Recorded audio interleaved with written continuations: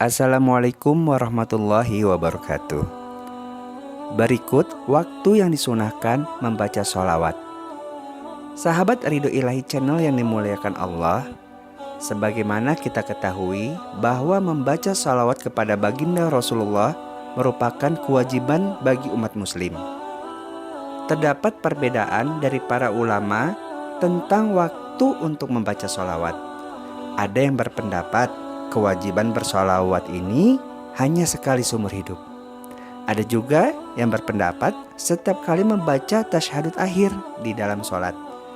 Dan ada juga yang berpendapat setiap kali disebutkan nama Rasulullah Sallallahu Alaihi Wasallam. Selain kewajiban bersolawat, ada juga waktu-waktu khusus di mana seseorang disunahkan untuk membaca sholawat. Para ulama pun juga berbeda pendapat saat kapan saja kesunahan bersalawat dilakukan.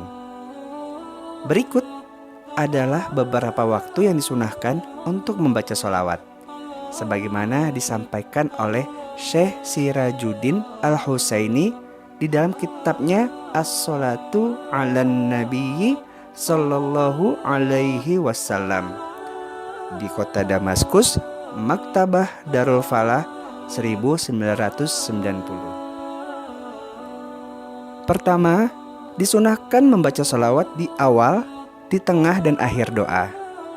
Dengan membaca sholawat di ketiga tempat itu saat berdoa, maka akan lebih kuat potensi dikabulkannya doa tersebut dan lebih banyak lipatan pahalanya. Sebuah hadis riwayat Imam At-Tirmizi menjelaskan tentang membaca salawat di dalam berdoa, yang artinya dari Fudlalah bin Ubaid, ia berkata, ketika Rasulullah sedang duduk, tiba-tiba masuk seorang lelaki, kemudian melakukan sholat dan berkata, "Ya Allah, ampuni aku dan kasihani aku." Maka Rasulullah SAW bersabda, "Engkau terburu-buru, wahai orang yang sholat. Bila engkau selesai sholat, kemudian duduk, maka pujilah Allah sebagaimana mestinya, dan bersalawatlah kepadaku, kemudian berdoalah kepada Allah." Fudlalah berkata, kemudian seorang laki-laki lain melakukan sholat, lalu memuji kepada Allah dan bersalawat kepada Nabi. Maka Rasulullah bersabda, "Wahai orang yang sholat, berdoalah, maka engkau akan dijabahi." Imam Al-Ghazali di dalam kitab Ihya'nya mengutip penjelasan dari Abu Sulaiman Ad-Darani yang mengatakan, disunahkannya menjadikan doa berada di tengah-tengah antara dua salawat, awal dan akhir, karena doa yang demikian tidak akan ditolak. Kiranya Allah yang mulia tidak layak baginya mengabulkan dua sisi awal dan akhir sementara menolak sisi tengahnya. Lebih lanjut, Al-Husaini menegaskan bahwa yang lebih disukai dan lebih utama di dalam berdoa adalah dengan membaca salawat di awal, di tengah, dan akhirnya, serta tidak meringkas bacaan salawatnya hanya di akhirnya saja. Kedua, sunnah membaca salawat selesai dikumandangkannya azan. Ada beberapa hadis yang menuturkan tentang hal ini. Di antaranya hadis yang diriwayatkan oleh Imam Muslim, yang artinya, bila kalian mendengar orang yang mengumandangkan azan, maka ucapkanlah seperti apa yang ia ucapkan, lalu bersalawatlah kepada, karena yang bersalawat kepadaku sekali, maka dengan salawat itu Allah akan bersalawat kepadanya 10 kali. Ketiga, disunahkan membaca sholawat ketika bertemunya seorang muslim dengan sesama muslim. Abu Ya'la Al-Musili meriwayatkan sebuah hadis dari Rasulullah Sallallahu Alaihi Wasallam yang artinya, tidaklah dua orang hamba yang saling mencintai di jalan Allah, salah satunya menemui saudaranya, kemudian menyalaminya, dan keduanya bersalawat kepada Nabi Sallallahu Alaihi Wasallam, kecuali keduanya tidak berpisah sampai diampuni dosa-dosanya yang telah lalu dan yang kemudian. Keempat, disunahkan membaca sholawat ketika memasuki masjid dan keluar darinya.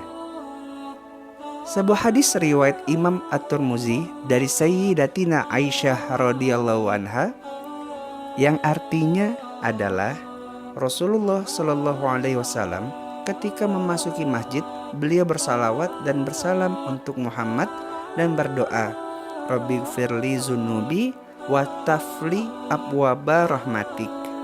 Dan ketika keluar, beliau bersalawat dan bersalam kepada Muhammad serta berdoa, Rabbighfirli dzunubi wa tafli abwaba fadlik.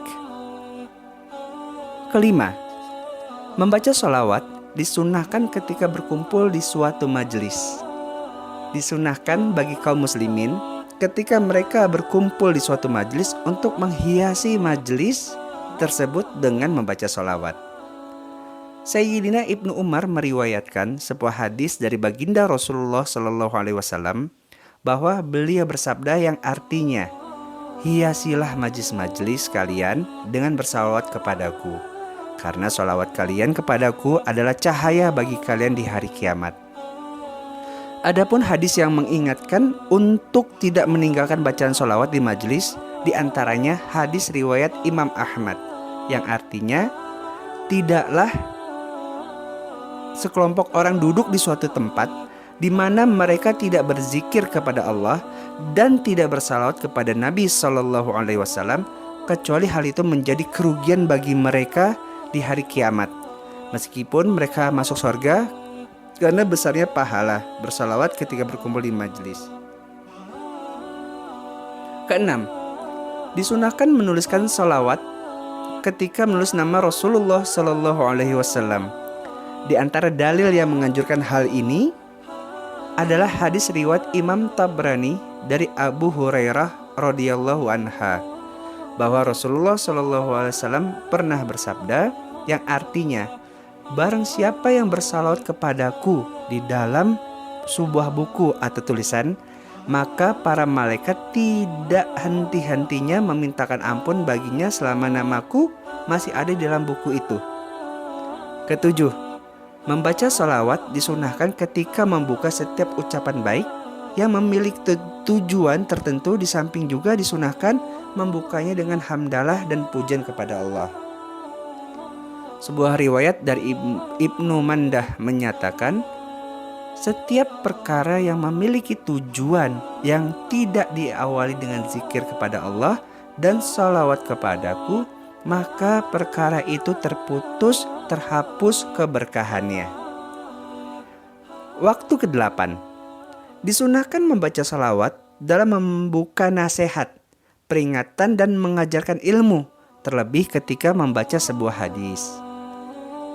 Imam Nawawi di dalam kitab Al-Azkar menuturkan bahwa disunahkan bagi orang yang membaca hadis dan selainnya ketika menyebut Rasulullah untuk mengeraskan suaranya dalam bersalawat.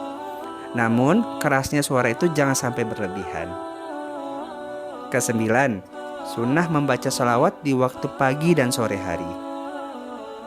Sebuah riwayat dari Sayyidina Abu Darda bahwasanya baginda Rasulullah Shallallahu alaihi wasallam pernah bersabda yang artinya, barang siapa yang bersalawat kepadaku di waktu pagi 10 kali dan di waktu sore 10 kali, maka syafaatku akan mendapatinya di hari kiamat.